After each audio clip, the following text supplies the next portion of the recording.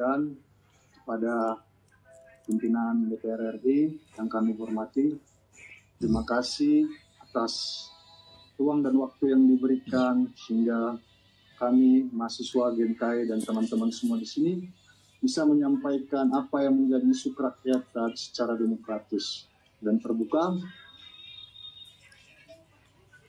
Sebelum saya menyampaikan apa yang menjadi landasan berpikir GEMKAI, saya sapa semua kawan-kawan di sini. Hidup mahasiswa! Hidup mahasiswa! Bangsa! Menyikapin respon situasi kebangsaan hari ini, PP GEMKAI menyuarakan supremasi sipil, pilar memperkuat negara demokrasi. Kawan-kawan yang sekalian, dalam beberapa waktu ini kita melihat bahwa banyak situasi-situasi yang mana terjadi, ada masyarakat, mahasiswa, buruh semua menyampaikan apa yang menjadi isu kerakyatan. Bagaimana diawali akar dari kerusuhan Agustus 2025 berawal dari keputusan kontroversial DPR RI yang menyetujui tunjangan perumahan fantastis bagi anggotanya di tengah kondisi ekonomi rakyat yang sedang terjepit oleh inflasi, pengangguran, dan pemangkasan subsidi. Hal ini memicu kemarahan publik, rakyat marah, terutama generasi muda dan pekerja informal. Ketidakpuasan tersebut semakin memuncak ketika ada representasi oleh aparat polisian yang menyebabkan korban meninggalnya Afan Kurniawan, seorang pengemudi Gojek online berusia 21 tahun. Namun di sisi lain, kami GEMKAI melihat bahwa kondisi ini ditumpangi ada sebuah gerakan-gerakan yang melakukan demonstrasi secara anarkis, melakukan penjarahan, mengganggu ketertiban umum dan keamanan, dan ini pasti merugikan rakyat itu juga. Kami yang rencananya mau menyampaikan isu kerakyatan yang dikaji oleh GEMKAI, Civitas GEMKAI secara nasional, dan akhirnya kami memutuskan untuk tidak ikut ke jalan. Terima kasih kepada pimpinan DPR. Hari ini kami diberikan ruang bagaimana kami menyuarakan isu kerakyatan, bagaimana kami menyuarakan apa yang menjadi pikiran-pikiran kami dari mahasiswa GEMKAI kepada pimpinan GEMKAI. Dan izinkan saya menyampaikan 6 sikap dari PP GEMKAI yang merupakan hasil dari kajian, hasil dari perenungan dan refleksi seluruh Civitas GEMKAI. Yang pertama adalah meminta Presiden RI Bapak Prabowo Subianto untuk menegakkan supremasi sipil di Indonesia sebagai bentuk menjaga dan menghormati kedaulatan rakyat. Yang kedua, mendorong DPR agar membentuk tim investigasi secara transparan untuk mengungkap aktor utama dari kerusuhan, tindakan anarkis, dan rencana tindakan makar pada aksi demonstrasi yang terjadi. Yang ketiga, meminta kepada pemerintah dan DPR untuk membatalkan tunjangan fantastis DPR dan mengesahkan Undang-Undang Perampasan Aset, Undang-Undang Masyarakat Adat, serta Undang-Undang Daerah Kepulauan.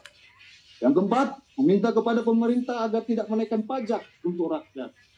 Yang poin kelima, sebelum terjadi aksi-aksi yang membuat situasi bergejolak, dan jauh sebelumnya 2 minggu, kami dari umat Kristen mengalami tindakan-tindakan pelarangan ibadah, persekusi, dan intimidasi di berbagai wilayah.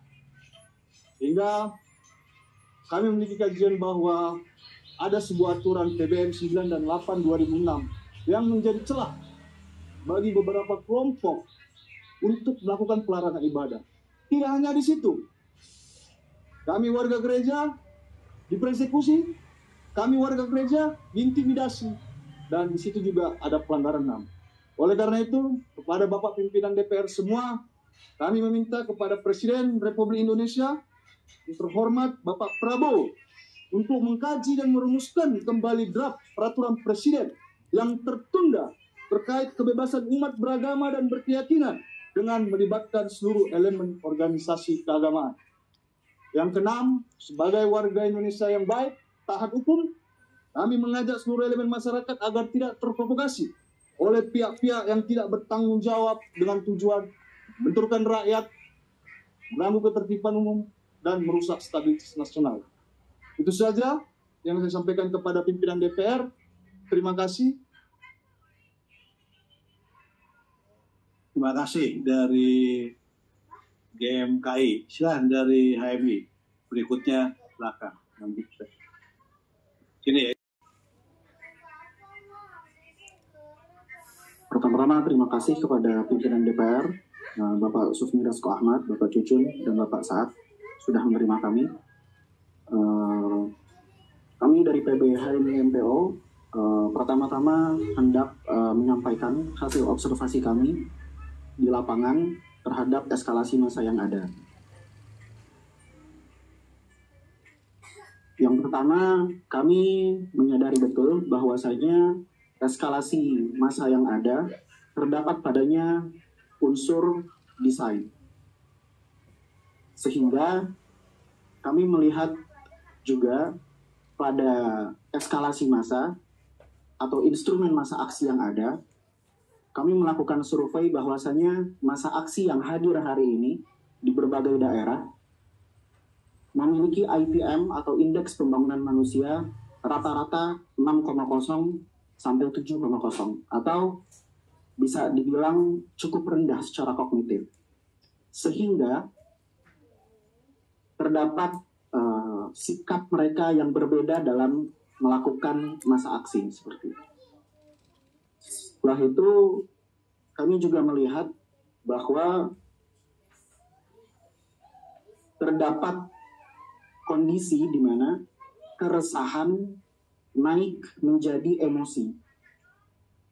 Diawali atau dipicu dari kejadian almarhum Afan. Dan kembali kepada poin sebelumnya, ketika IPM atau Indeks Pembangunan Manusia rata-rata massa aksi yang cukup rendah hari ini, sehingga mendefinisikan emosinya menjadi sebuah hal-hal yang cukup anarkis seperti itu. Dan untuk hal tersebut, PB HMI MPO mengambil beberapa sikap. Yang pertama, meminta kepada pimpinan DPR dan segenap elemen masyarakat untuk menegakkan bersama supremasi sipil.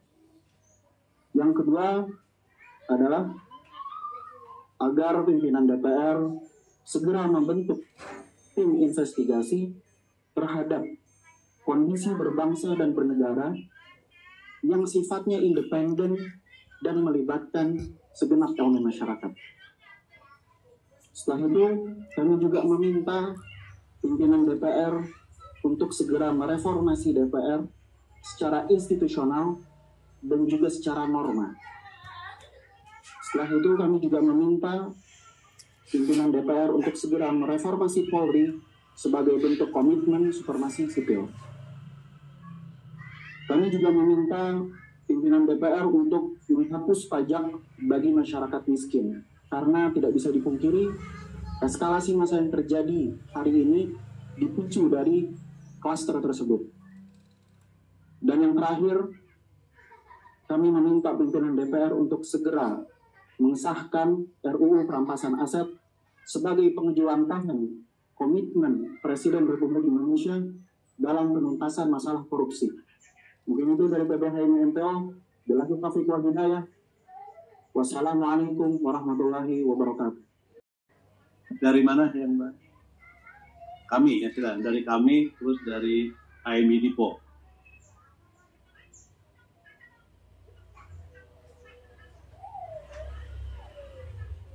Assalamualaikum warahmatullahi wabarakatuh. Kami ucapkan terima kasih pada pimpinan DPR, kemudian pada kawan-kawan mahasiswa dan OKP dari DON maupun OKP yang cepat hadir. Kami izin sebelumnya kami dari Pengurus Pusat Kesatuan Aksi Mahasiswa Muslim Indonesia atau PP kami, ya saya kira kita harus menegaskan komitmen kita bahwa hari ini kita hadir di sini sebagai bentuk rasa cinta kita pada tanah air kita. Ada banyak macam cara untuk kita menyampaikan aspirasi, namun karena kita melihat situasi kebangsaan kita hari ini yang sedang tidak kondusif, dan kita memilih jalan berdialog dan beraudiensi seperti hari ini, dan mudah-mudahan kita sama-sama bisa merumuskan kira-kira rekomendasi kebijakan terbaik yang bisa dapat diambil oleh pemerintah kita melalui badan legislatif, yaitu Dewan Perwakilan Rakyat Republik Indonesia. Ya, saya kira secara garis besar hampir sama seperti apa yang sudah disampaikan oleh kawan-kawan baik dari BEM maupun dari teman-teman OKP yang sudah mendahului. Secara garis besar dari kami sendiri, kita membawa tajuk menyoal Indonesia. Ya, kira-kira dengan 4 poin tuntutan yang sekiranya nanti bisa dikanalisasi dan izin pimpinan DPR untuk nanti kami memberikan kajian akademik. Tapi saya untuk membacakan terlebih dahulu. Jadi mengenal Indonesia kita bagi ke dalam 4 klaster. Yang pertama, kami menyoal kepada pemerintah dan aparat keamanan. Kita sama-sama bersepakat bahwa niat kita melakukan demonstrasi pasti baik. Menyampaikan aspirasi, menyampaikan persoalan bangsa dan negara, meskipun di dalam pelaksanaannya ada pihak-pihak yang tidak bertanggung jawab, kemudian memanfaatkan situasi tersebut untuk kepentingan pribadi maupun kelompoknya. Sekali lagi, kami pertegas niat mahasiswa, teman-teman BEM maupun OKP adalah untuk perbaikan bangsa.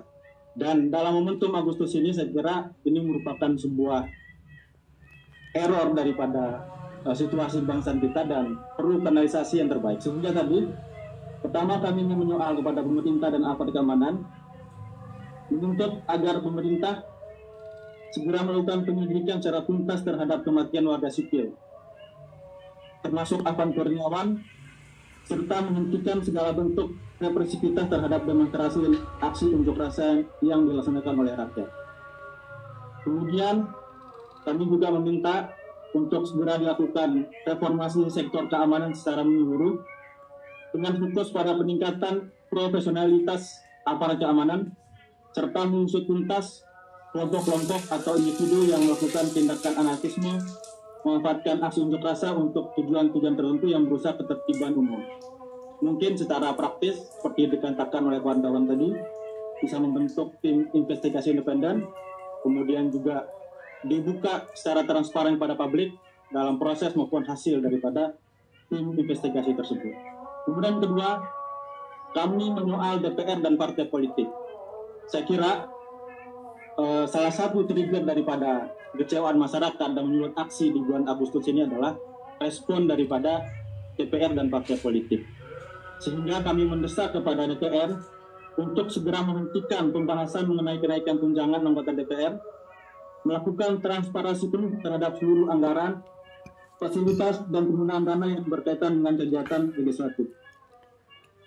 Kemudian kami juga meminta kepada DPR untuk memecat anggota DPR yang terbukti melakukan tindakan provokatif atau penyalahgunaan mandat yang diberikan oleh rakyat, serta memberikan sanksi tegas kepada kader partai yang terbukti tidak menjalankan tugasnya dengan integritas, seperti yang terjadi pada beberapa kasus di masa lalu, untuk memulihkan kepercayaan publik terhadap lembaga legislatif.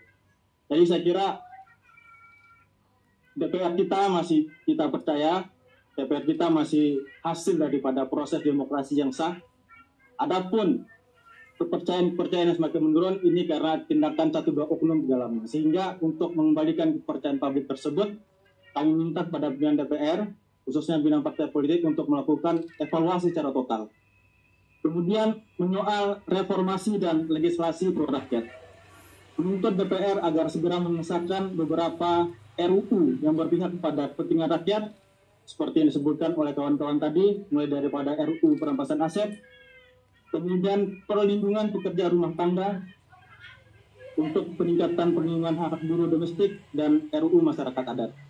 Kemudian kami juga mendesak untuk menolak pasal-pasal yang bermasalah dalam beberapa revisi Undang-Undang Agraria, kemudian KUHP, RUU Polri, dan RUU Penyiaran yang berpotensi mengancam kebebasan pers, kebebasan berpendapat, dan hak-hak sipil lainnya. Kemudian kami juga menyinggung ekonomi dan kesejahteraan, menyoal ekonomi dan kesejahteraan Indonesia hari ini.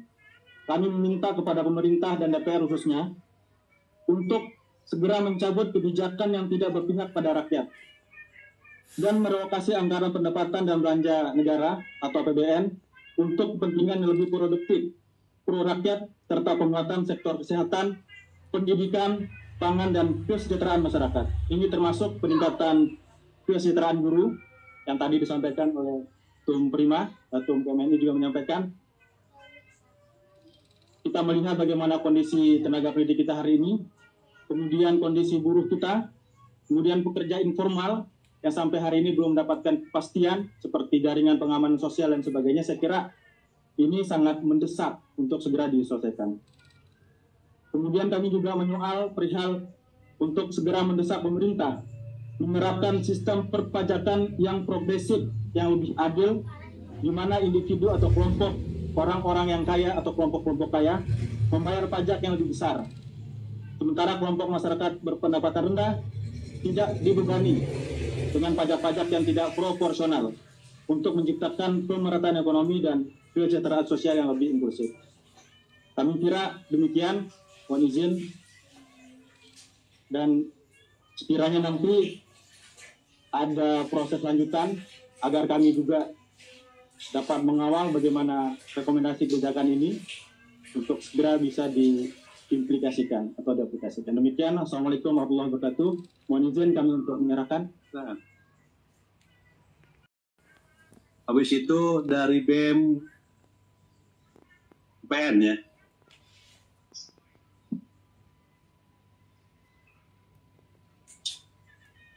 Assalamualaikum warahmatullahi wabarakatuh. Saya Bagas Kurniawan, Ketua Umum PBHMI. Yang saya hormati teman-teman sekalian yang ada di sini dan juga bapak-bapak wakil rakyat yang ada di depan kita. Pada kesempatan kali ini, PBHMI akan memberikan aspirasi dan koreksi sebagai sumbangan energi kita kepada bapak-bapak pemimpin negara bahwa masih banyak generasi-generasi muda yang peduli terhadap bangsanya. Momentum sosial yang terjadi belakangan ini direfleksikan mendalam oleh PBHMI. Jadi, kami melihat ini adalah momentum yang tepat untuk kita serius membenahi institusi-institusi publik yang ada di negara ini. Ketidakseriusan kita dalam membenahi institusi-institusi publik itu seperti bom yang bisa meledak kapan saja. Dalam sejarah bangsa ini, banyak sekali nama-nama yang tertulis menjadi korban-korban reformasi-reformasi politik. Berapa banyak kemudian, berapa banyak kita sebagai bangsa melakukan reformasi politik. Tapi ternyata ini semua tidak berbanding lurus, malah justru berbanding terbalik dengan kemakmuran dan kesejahteraan yang kita sebagai negara dan sebagai bangsa tuju bersama. Oleh karena itu, momentum ini, HMI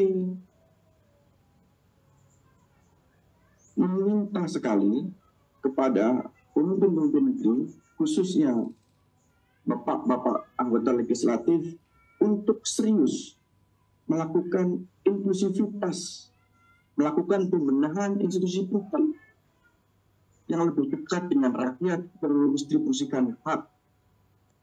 Karena dalam negara demokrasi, institusi publik yang maju dan inklusif adalah satu-satunya, saya ulangi lagi, adalah satu-satunya penopang dalam demokrasi yang sehat.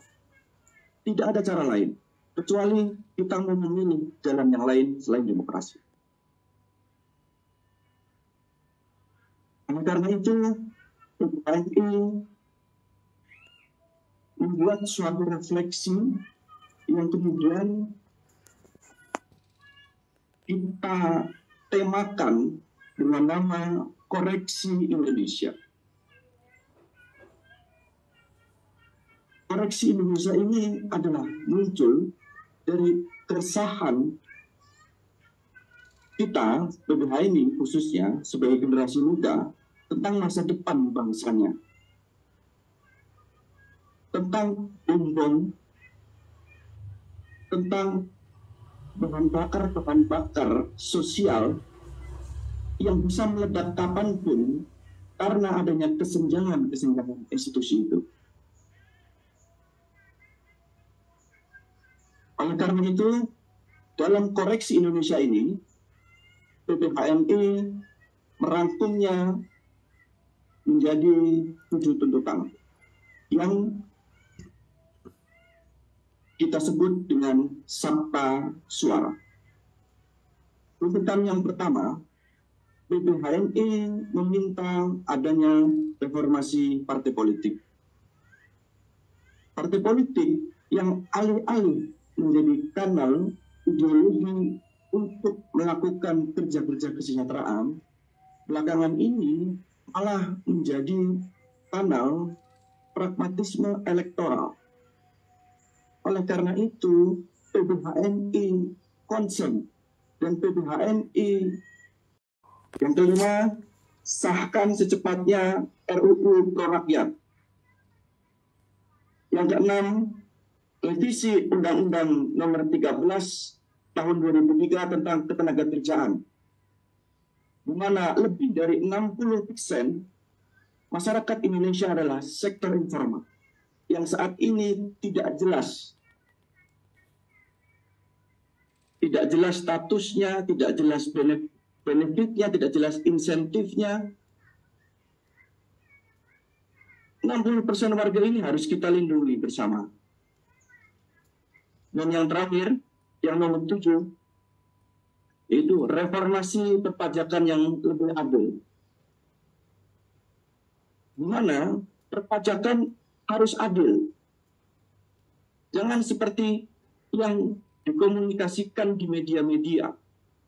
Kalangan-kalangan atas mendapatkan amnesti, kalangan-kalangan bawah mendapatkan kenaikan pajak.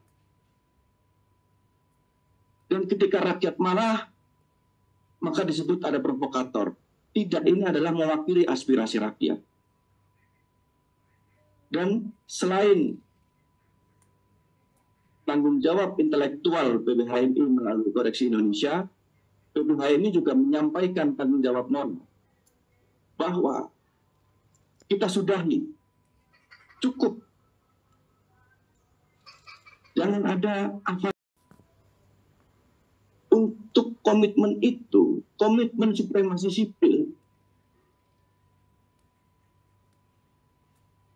kita mengusulkan pada tanggal 28 Agustus menjadi Hari Supremasi Sipil di Indonesia.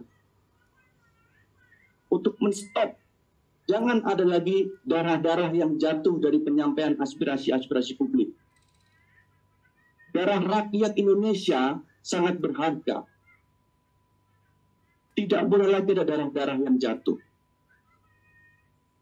Dan terakhir, untuk menunjukkan keseriusan PPHMI memecat